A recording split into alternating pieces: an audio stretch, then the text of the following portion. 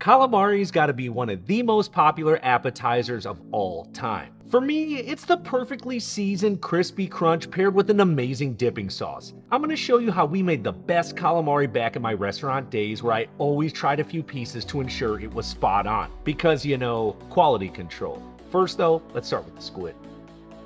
I've got 1 pound of rinsed squid that includes both the mantle, or better known as the tubes, and the tentacles. Now you can absolutely just purchase the tubes if the tentacles just happen to bother you, and if they do, good, more for me. While it is possible to find fresh squid, it's definitely more common to find frozen, and you can slack them in the fridge overnight, or feel free to quick thaw them in a container of cold water, which only takes about 25 to 30 minutes. Now when it comes to preparing them, often the mantle will have fins or wings. They can be easily removed by pulling them off.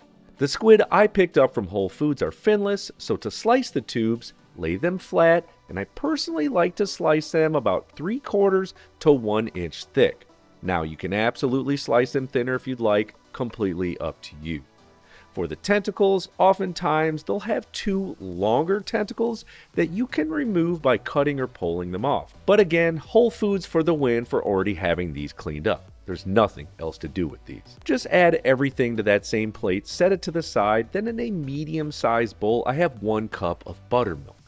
The lactic acid in the milk helps to break down and tenderize the squid and can help squash that overly fishy taste and smell they can sometimes have.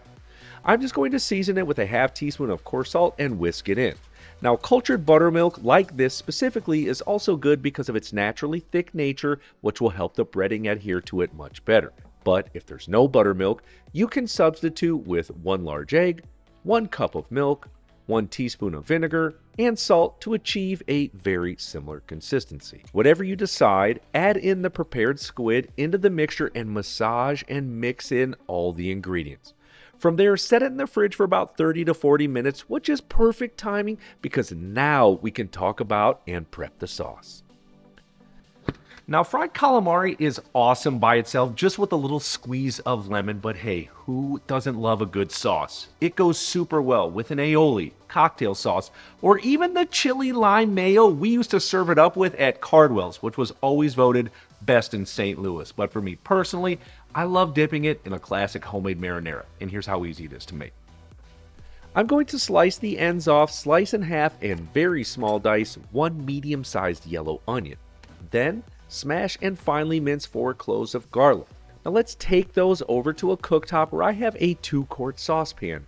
I'm going to drizzle in about a 1/4 cup of olive oil and turn the heat up to low medium. Next, let's add in the onions and garlic, give it a gentle season of coarse salt. This will help to draw out any moisture for a better sear, and then we're going to saute these for a total of 10 to 12 minutes while occasionally stirring. In the meantime, I'm going to prep up those maters. Now I'm always going to be a big fan of using San Marzanos. They're less acidic and sweeter than other canned tomatoes, but you can certainly use whatever canned type you prefer. If you're using whole peeled tomatoes, you're going to want to crush them with your hands. In fact, that's the main difference between a marinara and a pomodoro sauce. Marinara has chunks of tomatoes, where pomodoro is a pureed sauce. Okay, let's go have a look at the onions and garlic, and things are looking great. Nice and brown, and that little toast on there is going to be so good. Just the smells alone are awesome. Let's add the tomatoes and get all of them out there. So use a rubber spatula and even swoosh an extra half cup of water in the can and add that too, along with 4 to 5 fresh basil leaves and a half teaspoon of coarse salt. And as an option, you can also add in 1 teaspoon of dry oregano. From there, we're going to give it a stir and cook it for 20 to 25 minutes to help concentrate those flavors. But don't forget to come back every 5 to 7 minutes and give it a stir to see where you're at. And in the end, of course, try it out. Make sure it's good.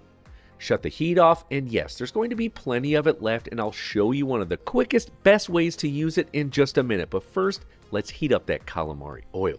In a 3-quart pot, I'm going to add in 4 to 5 cups of neutral flavored oil. I prefer avocado, but any cold pressed oil is okay. Let's turn it up to low medium and start to heat it up.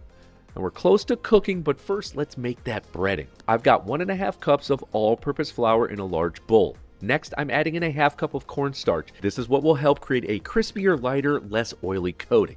Then I'm adding in 1 teaspoon of baking powder, which will help the breading puff up when it's fried. Now for some flavor, 1 tablespoon of onion powder, 1 tablespoon of garlic powder, 2 teaspoons of paprika, smoked or sweet is fine, 1 tablespoon of coarse salt, and 1 teaspoon of cayenne.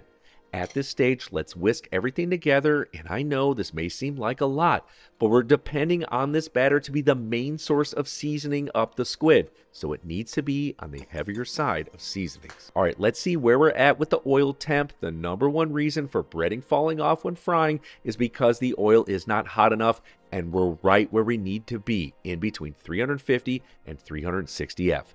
Let's break out the Mari and do a quick test. We took the time, we spent the money, let's see where we're at and decide if we need to tweak the breading at all. Now this is a very simple, foolproof way to ensure every bite hits.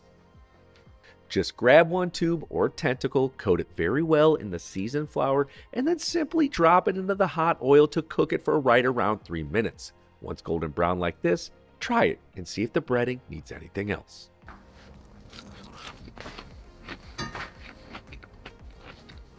It was really good. It is go time. To keep things as efficient as possible, let's take the squid back over by the cooktop and using a strainer, let's add half of the squid and drain off as much liquid as possible, then add it right to that batter.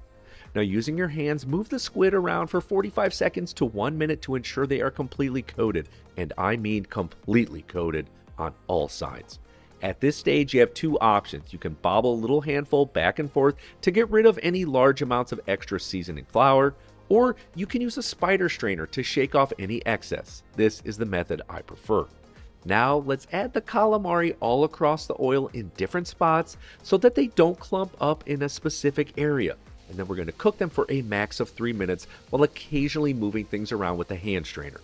Anything past that amount of time and you're going to be eating rubbery overcooked calamari, so be sure to set a timer or do whatever you need to get the time right. From there, drain them on paper towels and cook them in batches until they're all cooked. Be sure the oil stays between 350 and 360 F while frying. It is key to crispy, crunchy, perfectly cooked calamari. And don't worry, they'll hold up fine on the side while they're waiting for the next batch to finish cooking. And if you're curious on what to do with the leftover oil, be sure to check out my lomo saltado video and I explain it in detail. And now that everything is done, it's ready to be plated up, but first I told you I've got a little surprise for how we use the leftover marinara. Now this other quick way is how we used to serve it up early in my professional cooking career, and it is still ridiculously good. Let me show you. Once you've rinsed and sliced your squid, pat it dry on all sides, and then in a hot saute pan with a few tablespoons of olive oil, saute the squid for 2 to 3 minutes or until right before they're done. I then add in a tablespoon or 2 of capers and about a half to 3/4 cup of the marinara sauce. Now what stood out to me back in the day when I first saw this is how the chefs plated it up.